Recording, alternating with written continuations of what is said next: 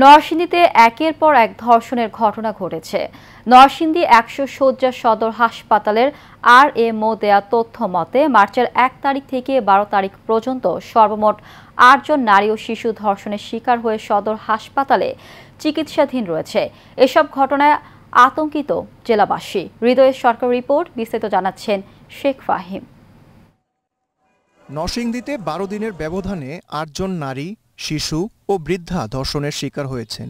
এছাড়া মাধবদীতে মার্কেটের কক্ষে টানা ৩ দিন আটকে রেখে এক গর্ভবতী নারীকে সংঘবদ্ধ গণধর্ষণের ঘটনাও ঘটেছে।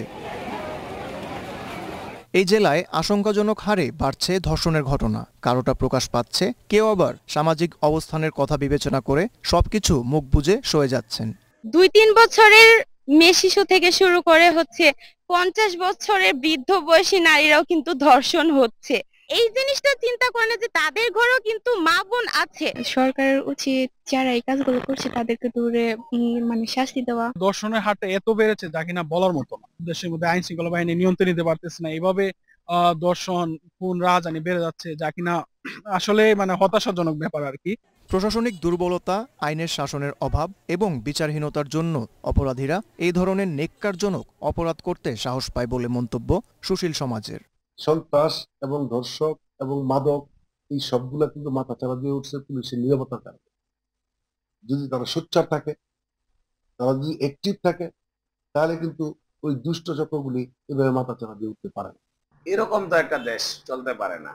আসলে দর্শকদের সর্বোচ্চ শাস্তির বিধান ইসলামের আঙ্গিকে যদি করা হয়, আল্লাহর নির্দেশ অনুযায়ী যদি করা হয়, রাসূল সাল্লাল্লাহু আলাইহি সাল্লামের আদেশ অনুযায়ী করা হইলে, তাইলে হয়তো আমাদের বাংলাদেশে এই দর্শন করার মতো দুঃসাহস আর কোনো পশুদের হবে না।